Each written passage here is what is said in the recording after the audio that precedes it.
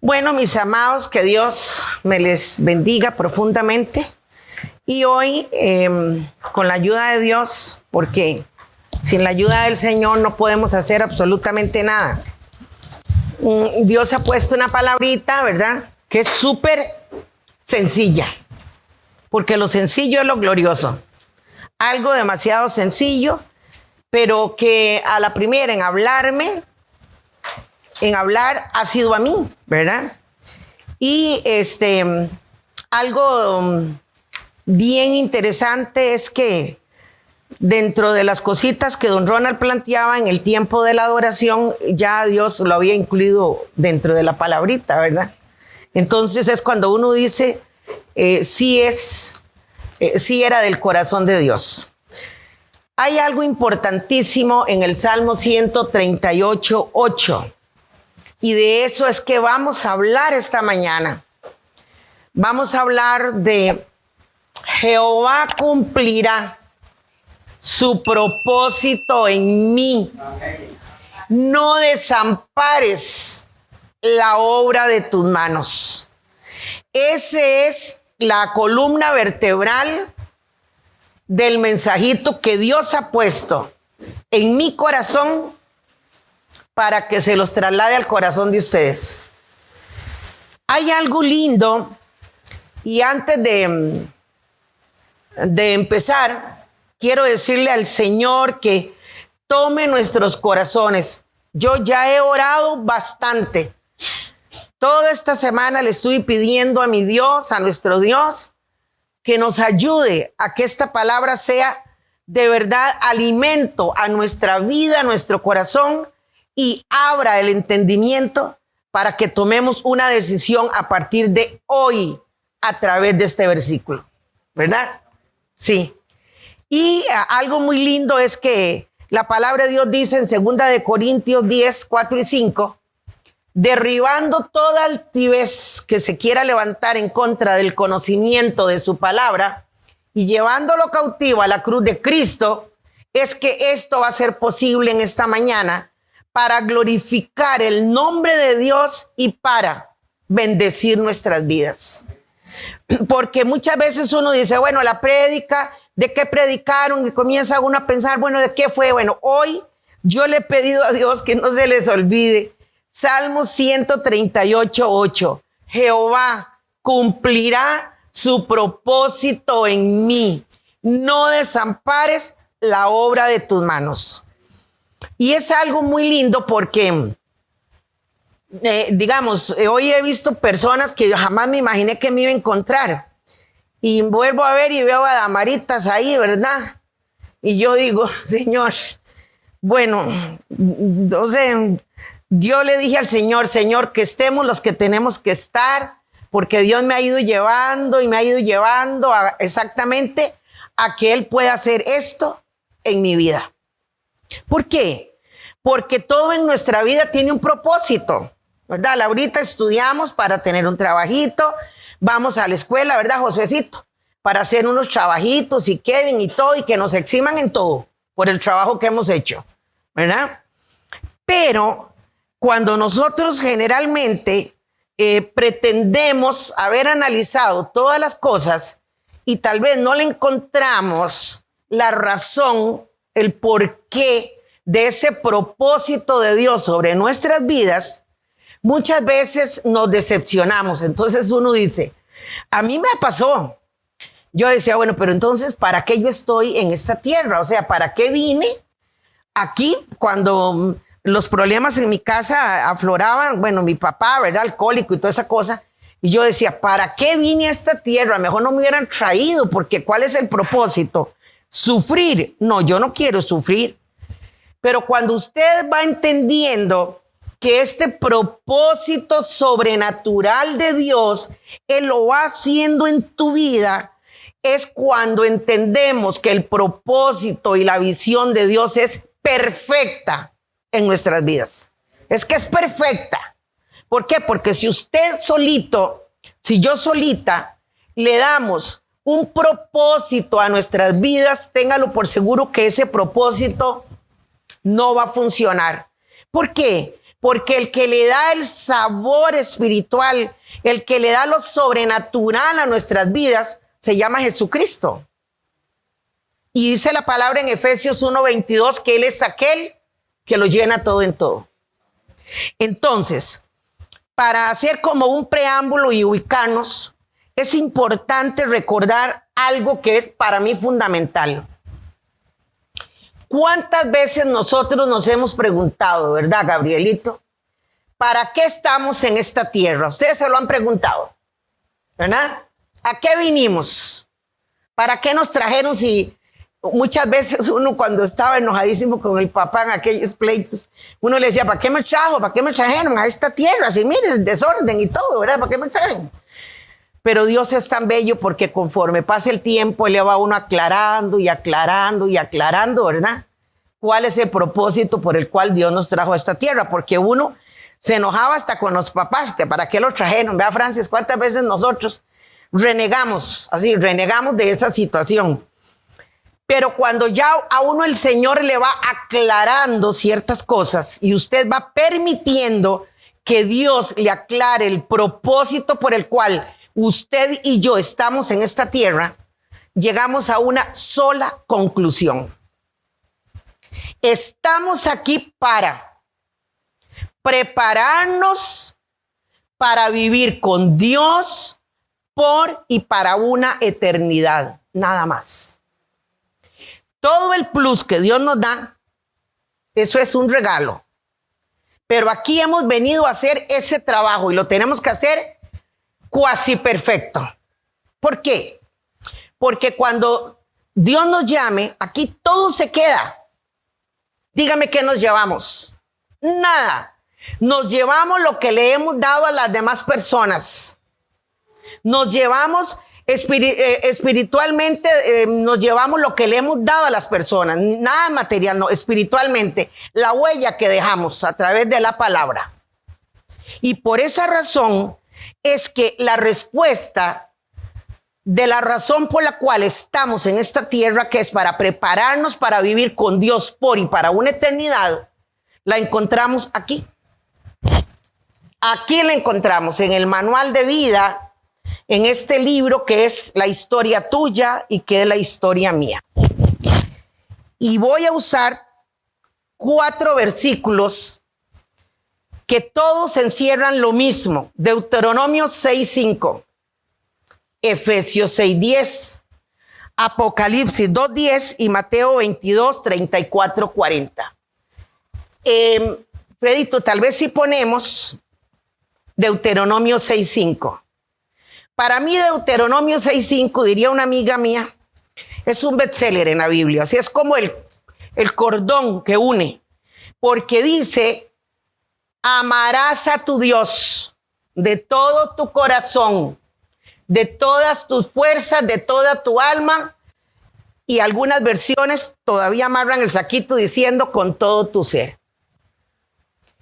Ahí comenzamos a entender el propósito por el cual Dios nos trae a esta tierra.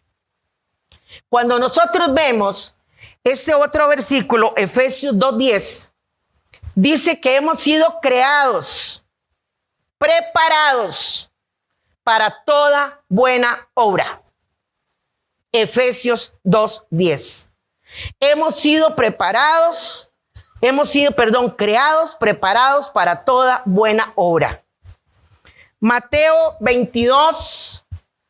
Bueno, porque somos hechura suya, ¿verdad? Lógico, somos hechura del Señor. Acorté un poquito el versículo. Vamos ahora con Mateo 22, 34-40. Y dice, ahí, ¿Cuáles son los 2 mandamientos que Dios? Vamos a ir a la Biblia porque eso es muy interesante. Vamos con la versión Reina Valera, ¿verdad? Eso sí. Es que, ¿verdad que todos tenemos como el toquecillo? A mí me gusta muchísimo la Reina Valera. Uso otras para, digamos, como para ver los versiculitos y toda esa cosa, pero este es el machetico mío. 22.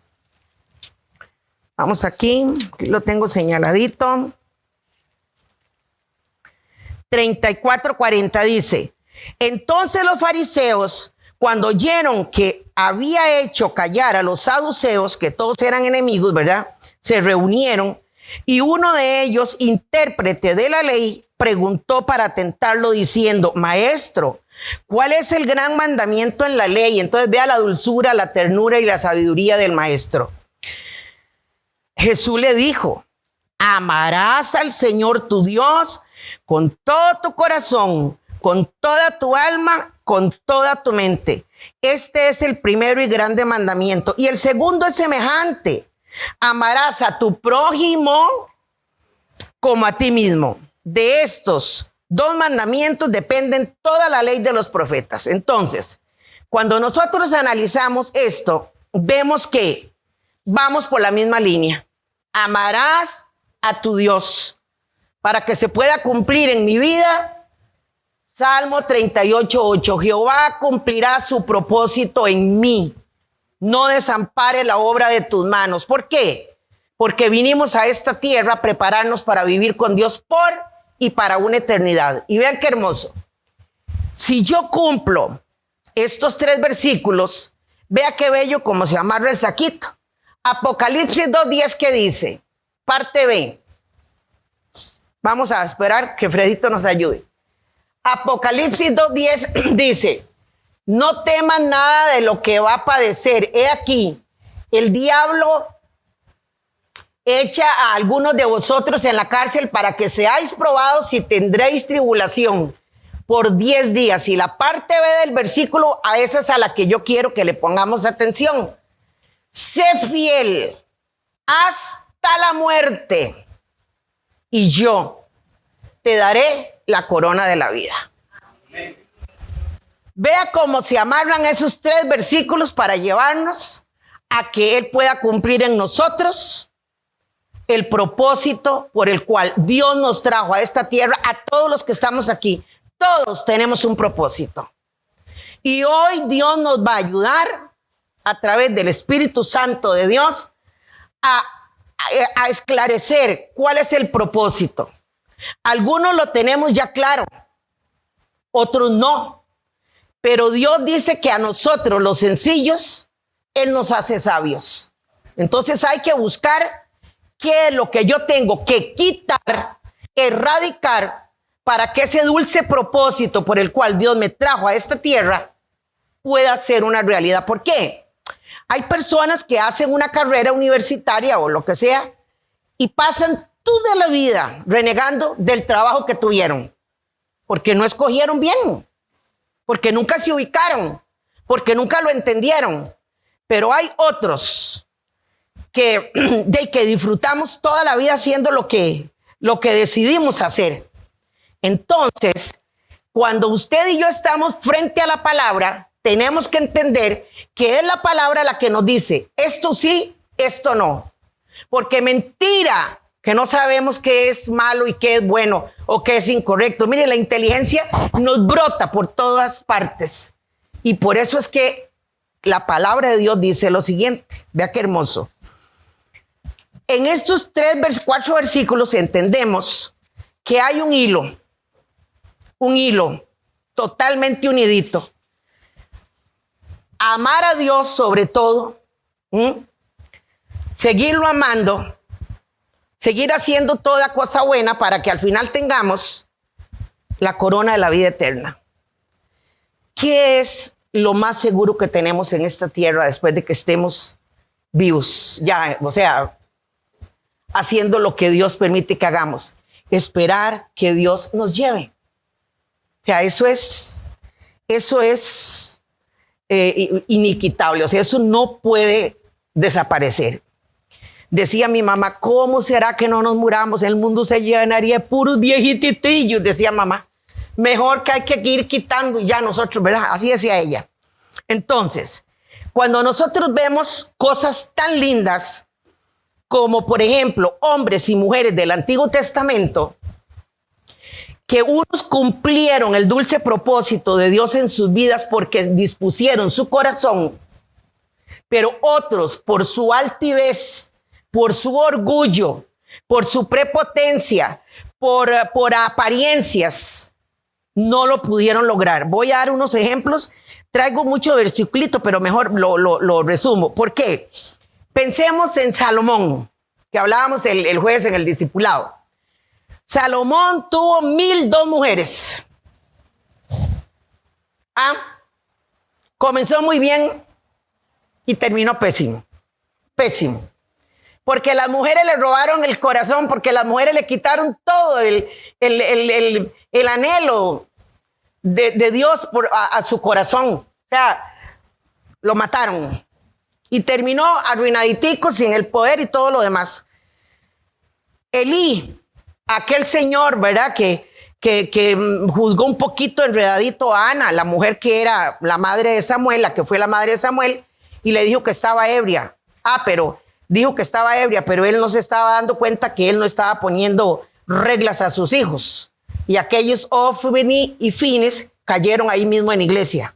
Y él mismo al final termina también ennucado. Muy triste la historia, pero así es. O sea, no pudo cumplir el propósito por el cual Dios lo puso en la tierra.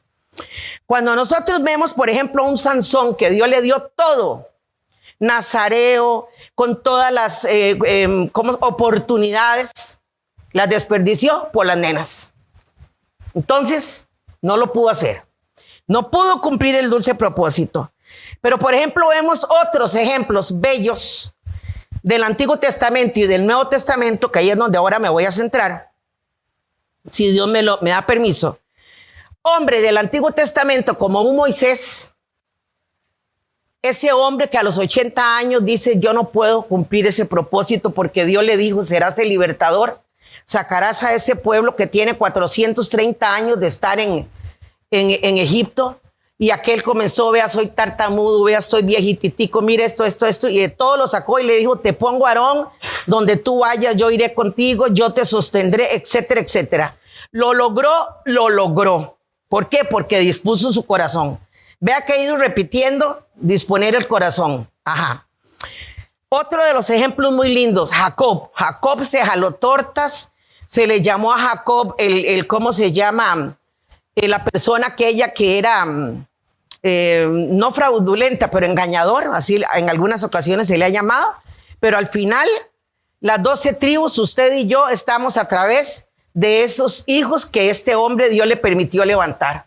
Y al final luchó y al final este hombre se menciona en la Biblia grandemente y formó totalmente parte del pueblo de Israel. Cumplió el propósito por el cual Dios lo tuvo en la tierra. Elías, ni se diga.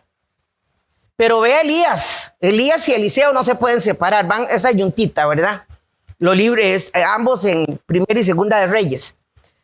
Pero Elías llega un momento en que casi se desvía del propósito, porque después de haber ejecutado a 400 Baales, ¿qué sucede? Viene aquella mujer, ¿verdad? La Jezabel, aquella, ¿verdad? La innombrable, y lo asusta todo y el hombre corre y se esconde y ustedes y yo sabemos la historia, pero llega un Dios que le habla, le saca el ratito para él, lo apapucha y le dice, venga Elías, sal de ahí porque tienes que ir a tal parte, a ungir a tal y a tal y a tal y a tal, y su camino sigue, no ha terminado. Y al final, ¿cuál es la bendición que le da? Sube en un torbellino de fuego y aquel que estaba a la par de él, Eliseo, toma su lugar y también él permitió que Dios cumpliera su propósito en la vida de él. Ante digamos, estos personajes, bueno, lindo también la historia de Gedeón, no la traía, pero Gedeón capítulo 6 de Jueces, ¿cómo estaba Gedeón escondiendo el trigo para que los madianitas no se lo robaran? Ah, era el más chiquitillo de todos. ¿Cómo se miraba él? Arruinado. Él se miraba poca cosa. Pero ¿qué le dice el Señor? Valiente y esforzado. Y viene aquello de las pruebas, del vellón, que si amanece mojado, que si amanece seco, que si me amanece mojado, sí voy a liberar el pueblo, que si amanece seco, y todas las señitas que Gedeón le pidió a Jehová Dios, él se las cumplió, porque Dios sabía que Gedeón iba a permitir que él cumpliera el propósito por el cual Gedeón había venido a la tierra. Entonces vean, esto es por hablarles de unos poquitos, porque hay muchos ejemplos. Porque cuando uno ve estos ejemplos, que a todos les tuvo que ayudar, y a todos nos ha tenido que ayudar, ¿verdad? A empujarnos. Usted y yo vemos la misericordia y la fidelidad de Dios. Llama y abraza a Gedeón, metafóricamente, ¿verdad? Le da un abracito. A Moisés, a Jacob, a Elías, a todos. A usted y a mí, ¿cuántas veces? A través de una persona que te ayude, a través de una palabra que lees, a través de un versículo que te encontrase en la Biblia, ¿verdad? Pero no como hacía una amiguilla mía cuando empezábamos en la palabra, decía, uy, Anabelita, yo voy a abrir aquí a ver qué me habla Dios, y así así. Y entonces yo le decía, bueno, no, ubíquese un poquito mejor, también le puede hablar así, pero déle un chancecito a Dios más. Bueno, entonces cuando nosotros entendemos que es que Dios sacó el tiempito para ellos y no los botó, no los desechó. ¿Qué les digo esto? Que si usted tiene a alguien a la par que está discipulando y que hay que echarle un empujoncito, hágalo, vale la pena. ¿Por qué? Porque ese fue el papel de Jehová Dios con todos estos personajes y con todos nosotros. Mire, cuánto nos ha jalado el Señor. Cuánto nos ha dicho, vea, por aquí no es Anabel, es por aquí. Por aquí no se me desvíe, ni para allá ni para acá, para ir tras dioses ajenos. Yo necesito que se me ubique aquí. Y cuando usted de verdad tiene claro que en el corazón suyo hay un anhelo porque sea Jesucristo el dueño de su vida, vea qué lindo. Es cuando usted toma una decisión, y eso es lo que yo no sé, yo me lo imagino así, porque cuando usted le dice, Señor, yo te entrego, yo lo visualizo así, yo te entrego el lápiz de mi corazón para que tú vengas y escribas en él y hagas la historia mía y escribas mi historia. Eso es el toque divino. Pero para llegar a eso, usted y yo tenemos que tener un corazón dispuesto a hacer cambios, tomar decisiones. Así como usted toma una decisión de decir, bueno, voy a cambiar este cuadro, no me gusta aquí, lo voy a poner en el otro lado, etcétera, etcétera. O voy a hacer un cambiecito de la mesita, de la sala, o bueno, alguna cosita de esas, ¿verdad? Es cuando Dios viene y le dice a uno, vean, a ver, en ese corazón yo necesito cambiar esas estampas de amargura que tenías por estampas de paz. Yo necesito cambiar esa estampa, ese cuadrito de pasado que dice, me ofendieron, me dijeron, me maltrataron, bla, bla, bla, quítelo. Ponga, Jehová es el gozo de mi salvación, por poner un ejemplo. Cuando usted logra quitar aquello de que primero esto, lo segundo, lo tercero, vivo por urgencias y al final si me queda un ratito lo tuyo, Señor, tú me esperas. El Señor le dice, no, Señor, yo te puedo esperar, pero la prioridad en tu vida debo ser yo. Entonces colócame ahí Deuteronomio 6:5. Ahí en tu corazoncito. A ver, amárralo, no lo suelte. Muy bien. Deuteronomio 6:5, sí. Entonces, cuando nosotros vemos que hubo hombres y mujeres de la Biblia, comunes y corrientes como usted y yo, que se dispusieron y que lo lograron, la invitación que Jesucristo les hace este año, esta mañana es, somos hombres comunes y corrientes, pero con un corazón dispuesto, podemos hacerlo. Y con algo más. Mire, tenemos la Biblia. escrita y en muchas versiones. Tenemos muchísimas cosas que se hablan de la palabra de Dios y que usted y yo, gracias a Dios, sabemos escribir y leer. Y si usted no sabe leer y escribir, ahora en el telefonillo todos se lo dicen por el oído. O sea, no hay quite. Pero en esta mañana yo quiero, vamos a ir al Nuevo Testamento. Quiero recoger un personaje, que es un personaje en donde pudo, a pesar de tantas cosas, permitir que Dios, Jesucristo, el amado, cumpliera en él, a revientacinchas, el dulce propósito por el cual él lo trajo a esta tierra. Porque a veces uno dice, a mí me ha pasado, sobre todo inmediata, posterior a pensionarme, eso que le dicen a uno, mira, a mí me da risilla porque habían llamadillas que le decían a uno, no querés un trabajito así, unas clasecitas en tal lado.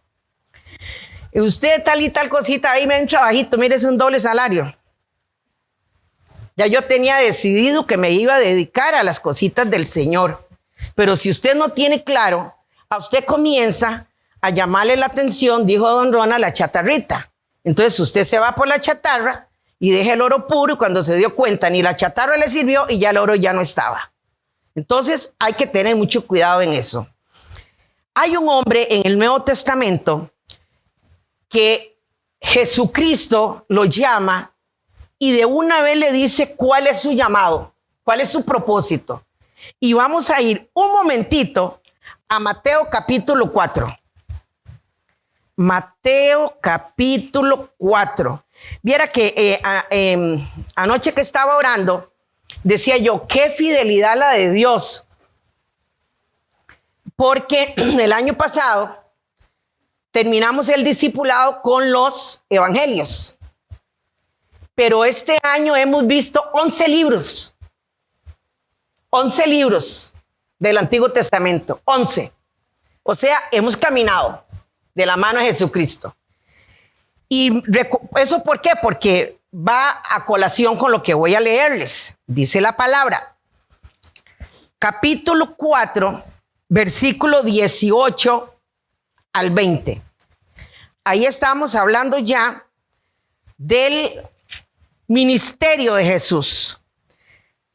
Ahí es cuando ya Jesús comienza a llamar a sus discípulos. Y ahí dice, Jesús llama a 4 pescadores.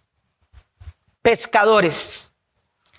Y dice la palabra, pasando Jesús junto al mar de Galilea, vio 2 hermanos, Simón, llamado Pedro, y su hermano Andrés, que echaban la red en el mar porque eran pescadores, y les dijo, venid en pos de mí y os haré pescadores de hombres.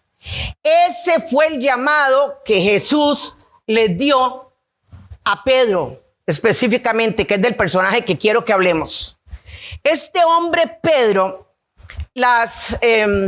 por decirlo así, las características de su personalidad eran controversiales. Unas que sí, ¿verdad, Pachi? Y otras que no. Digamos, era un hombre trabajador. Y curiosamente, algo que a mí me llama la atención de la Biblia es que Jehová Dios nunca llama a servirle a él a los que están de vagabundos. Él llama a los que están trabajando. Llamó a los pescadores, llamó a Eliseo, llamó a Elías, llamó a Jacob, llamó a Abraham, llamó a Esther. A todos los que están trabajando los llama, pero a los vagos ni los volvió a ver. Eso tiene un gran significado espiritual. Algún día podemos hablar de eso. Entonces, cuando estos 2 hermanos están, al que se dirige específicamente Jesús es a Pedro. Y le dice, venid en pos de mí y os haré pescadores de hombres. Entonces, vea qué lindo. ¿Cuáles eran las características de Pedro? Bueno, era un gran trabajador, era un pescador, pero era un poquillo chichoso, ¿verdad? Era chichosicho. era miedosillo. Recuerde que en la barca, ¿verdad? Cuando iban en la barca y pensaron que era un fantasma y Jesús les dijo que era él. Entonces Jesús le dice, ven Pedro, y bueno, ven y nos encontramos, ¿verdad? Por decirlo así. Pedro sintió miedo porque sintió que se hundía. Entonces, cuando nosotros vemos a un Pedro con estas características, un Pedro chichoso, un Pedro iracundo totalmente, recordemos que Pedro, hay un momento en que Pedro, cuando están en el arresto de Jesús, él sentía que no se podían llevar a Jesús, ¿verdad? Entonces lo que él hace es que viene, ¿verdad? Coge una espada y le corta la oreja a uno de los oficiales ¿verdad? Del Imperio Romano, a Malco, y le pasa, ¿verdad? la espada, y viene Jesús con aquel amor y aquella paciencia, coge la orejita y se la vuelve a poner. Qué belleza, ¿eh? Yo solo imagino esos cuadros. Y algo muy duro de lo que Pedro se arrepintió tanto fue de la negación. La negación, y aquí tengo los versículos.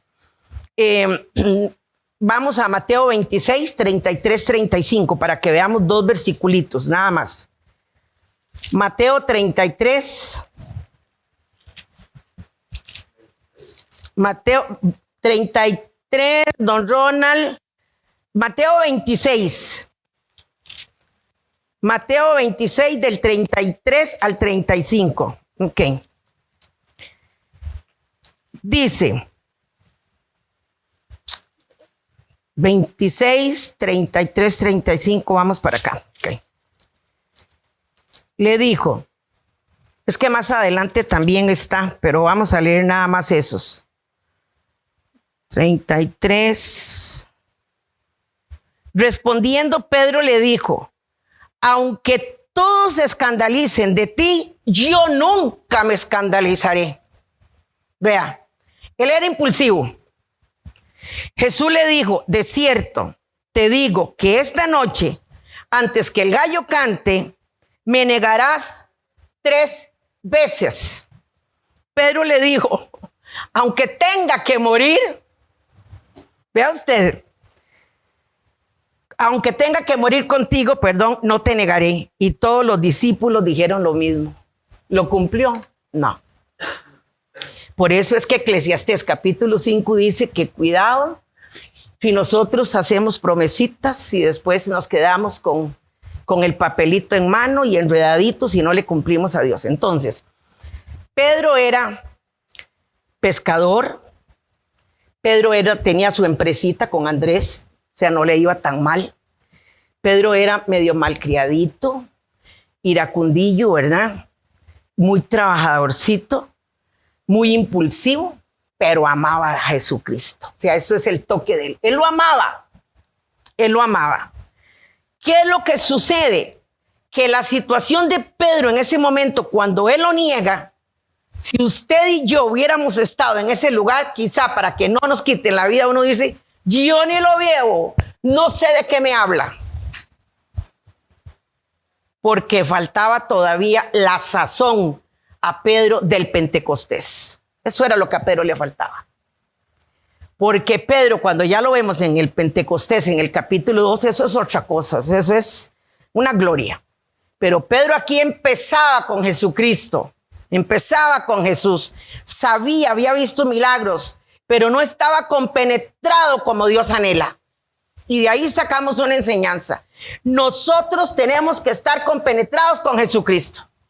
¿Por qué? Afincados en la palabra, porque de lo contrario, cualquier cosa, cualquier viento nos desvía. O con cualquier luz de Nueva York, las luces de Nueva York, hasta que queda uno seguro atarantado ahí y se va con todo eso. Y entonces eso no puede ser. Entonces vean qué hermoso lo que les tengo que decir. Ay, esto para mí es glorioso. Ahora sí, vamos al libro de los Hechos, porque vamos a ir amarrando el saquito.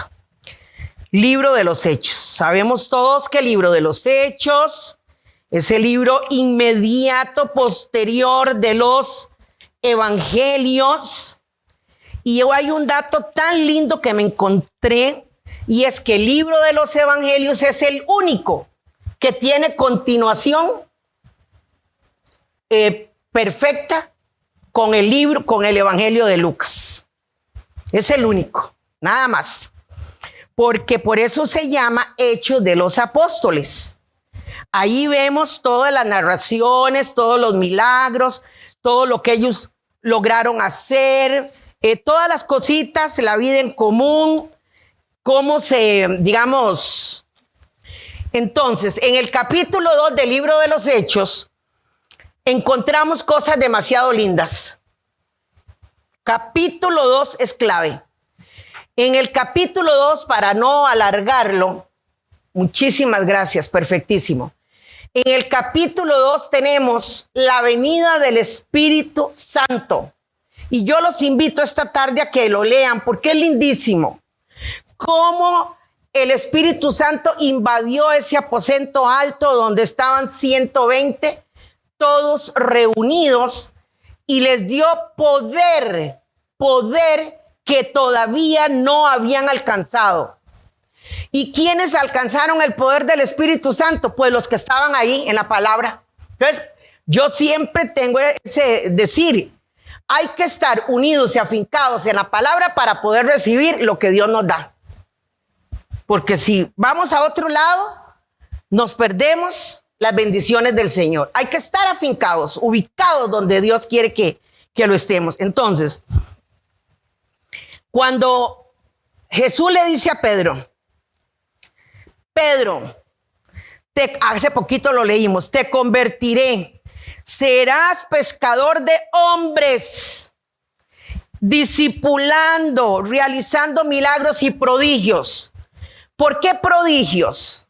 Bueno, porque recordemos que a través del poder del Espíritu Santo en la vida de Pedro, no es el poder de Pedro, es el poder del Espíritu Santo en la vida de Pedro, está la resucitación de esta mujer que era muy amada. Eso está en Hechos capítulo 9, 9:36, que se llama Dorcas. Esta mujer ayudaba, esta mujer era generosa, y llaman a Pedro porque esta mujer había muerto y Pedro le dice, levántate, y la mujer vuelve a la vida. Eso es un prodigio. Pero también hace varias curaciones. Ahí mismo levanta a Eneas, que estaba ahí paralítico, ¿verdad? Y resulta que en el primer sermón, vamos al capítulo 2, versículo 41, versículo 2, capítulo 41, vea lo que dice, vea qué hermoso. Así que los que recibieron su palabra, hablando Pedro, y Pedro, si ustedes ven ahí atrás, Pedro parece Moisés, haciendo referencia a todo lo de atrás, todo lo que el Señor hizo, todas las bendiciones del Antiguo Testamento. Entonces dice, así que los que recibieron su palabra, la palabra de Jehová Dios a través de Pedro, fueron bautizados y se añadieron aquel día como 3,000 personas. Y perseveraban en la doctrina de los apóstoles, en la comunión unos con otros, en el partimiento del pan y en las oraciones. Vean qué hermoso, 3,000 convertidos. Ahora vamos todavía a otra cosa bien bella. Pasemos al capítulo 4. Capítulo 4 de Hechos, versículo 4. Y dice la palabra, otro momento en donde ¿cómo se llama? A Pedro y a Juan ya los habían perseguido, los habían llevado al concilio, les estaban haciendo la vida imposible, pero ellos no paraban de predicar la palabra. Vea qué valientes, porque en ellos, bueno, estoy hablando de Pedro, en Pedro se estaba cumpliendo el dulce propósito por el cual Dios lo había traído a esta tierra. Eso es lo que queda más claro que nunca. ¿Por qué? Porque él iba quitando todo obstáculo, porque ya él era un hombre convertido. Mientras él caminó con Jesús, en los evangelios, a través de los evangelios, él era un hombre convencido de lo que Dios Hijo hacía, de lo que Jesús hacía, pero no estaba convertido, puesto que lo negó y puesto que todas las otras cositas, todos los otros adornitos. Pero aquí, vea lo que pasa. Pedro, en el capítulo 4, versículo 4 dice, pero muchos creyeron de los que habían oído la palabra. Pero muchos de los que habían oído de la palabra creyeron, y el número de los hombres era como de 5. Qué cosa más bella. Se estaba cumpliendo el propósito de Dios en la vida de Pedro. Él lo permitió. Y termino con el último versiculito aquí. Yo estoy como aquel que dice que ya voy terminando y aquella cosa se extiende. Es que esto es tan bello. Algo bellísimo. Y es que cuando Pedro logró entregarle el señorío de su corazón a Jesucristo, ahí es donde comienza todo. Ahí es donde comienza todo. Pero algo muy lindo de Pedro, Pedro nunca anduvo detrás de Jesús, ni por los panes, ni por los peces. Anduvo porque le amaba y anduvo porque le creía. Eso es importantísimo. Y algo muy lindo, cuando nosotros vemos tan precioso en el capítulo 5, vean lo que sucede.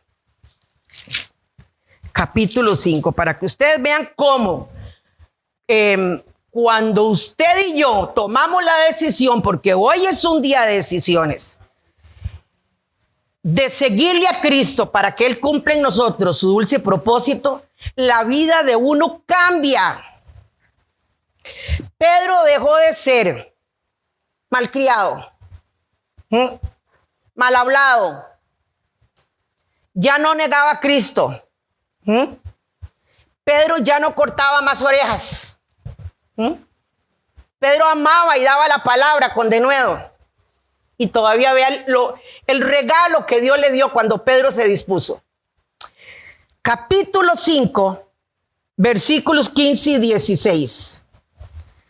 Versículo 15 y 16.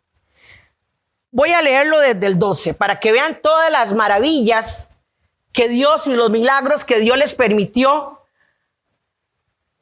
sobre todo a Pedro, que se pudiesen realizar, porque recuerden que hay un momento que Jesús les dice que en mi nombre, si se disponen, harían cosas más poderosas que Él.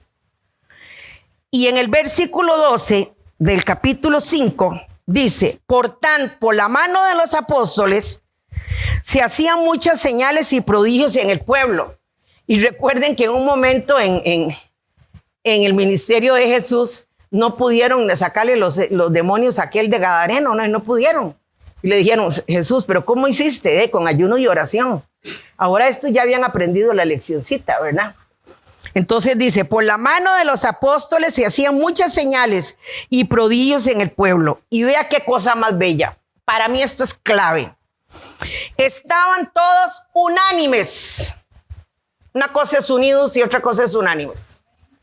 Debemos de estar unidos y unánimes. Por eso yo en el chat del discipulado siempre les pongo unidos y unánimes. Unidos y unánimes en el pórtico de Salomón. Y de los demás, ninguno se atrevía a juntarse con ellos. O sea, los miraban con aquel poder y con un respeto que ni los saduceos ni aquellos ya se atrevían. Los que creían, dice, el pueblo los alababa grandemente. Los que creían en el Señor aumentaban más. Gran número de hombres y de mujeres. Pero vea qué lindo. Yo donde leo este versículo 15, yo digo, Señor, la gloria tuya llegó ahí. La gloria tuya. Dice tanto que sacaban los enfermos a las calles y los ponían en camas y camillas para que al pasar Pedro, a lo menos su sombra cayera sobre alguno de ellos. Su sombra. La sombra de Pedro sanaba, no, era el poder de Dios en la vida de Pedro. Eso hay que tenerlo claro. Entonces dice, aún de las ciudades vecinas muchos venían a Jerusalén trayendo enfermos, atormentados de espíritus impuros, y todos eran sanados. Vean que cumplió Pedro en su vida el propósito por el cual Dios lo trajo a esta tierra perfectamente. ¿Por qué? Dispuso su corazón, se humilló, entendió cómo eran las cosas, que no era a revientacinchas ni que era ninguna otra forma. Entendió Pedro que era en paz, en bendición, que era a la par del maestro, que era en armonía, que eran unánimes y no él solo. Porque cuando él es parte de la transfiguración en el monte Tabor, él lo encontró tan lindo que él dijo que mejor se quedaran ahí todos, hicieron una enramada y se quedaran a vivir. No estaba pensando en todos los demás. Aquí sí. Entonces, cuando nosotros encontramos que Pedro buscó la misericordia, buscó la comunión con Dios, buscó ayudar a sus discípulos, buscó hacer la voluntad de Dios, es cuando Dios lo abrazó, lo perdonó, porque hay datos tan lindos en la Biblia. Cuando Pedro está arrepentidísimo y llorando porque de ahí él había hecho lo que había hecho, lo había entregado, y Jesús en aquel amor tan tierno le dice: andá y le decís a todos que yo resucité, pero le decís a Pedro también. Eso es bello. Entonces, cerramos con lo siguiente. Se arrepintió porque logró entender cuál era el propósito de Dios para su vida y cuál era el propósito único de venir a esta tierra. Aquí podemos hacer muchas cosas. Gabrielito a la universidad, Patricita está terminando. Uno hace un trabajito, uno hace humildemente la comidita, cositas. Pero el farallón espiritual que tenemos que seguir y en el que tenemos que estar ubicados todos es preparándonos para vivir con Dios por y para una eternidad. Eso es. Y de ahí Dios da todo lo demás. Entonces, algo tan requete bello. Si Pedro pensaba que él hacía lo correcto, llega el momento en que Dios le dice: no estás haciendo lo correcto. Cuidado, nos pasa eso a nosotros. Quizá que sí, ¿verdad? Y quiero cerrar diciéndoles que algo fundamental. Fue tanto el amor de Jesucristo por Pedro, que Pedro, un hombre, perdóneme la expresión que voy a usar, iletrado, casi que analfabeto, logra escribir 2 cartas, primera y segunda de Pedro, que si usted las ve y las procesa, son cartas que llaman a la santidad, a la paz de Dios, a la paciencia, al dominio propio. Vea, son tan lindas, y le dice a esto, unida a esto, o sea, da todo el perfil de lo que tiene que tener un hijo de Dios. Y de una forma que es inexplicable si no fuese porque él tenía al Espíritu Santo dentro de su vida. Así es que hoy vamos a orar y a decirle: Señor, en esta hora, Padre, rogamos al Dios de los cielos, al eterno Rey poderoso, que gobierne nuestras vidas, Jehová Dios. Y te rogamos, Dios, que ahí sentaditos en su corazón, tomemos una decisión hoy, 13 de noviembre, Señor, para que tú vengas a nuestras vidas, cumpliendo el dulce propósito por el cual tú nos has traído a esta tierra, pero que nosotros humildemente te entreguemos el lápiz de nuestro corazón, de nuestra vida, para que tú vengas y escribas nuestra biografía contigo, y para que tú seas el autor y el consumador de todo lo que hagamos. Señor, gracias. Eres bueno, eres precioso, eres eterno. Eres aquel que llena todo en todo. Gracias, mi buen amado. Amén. Amén.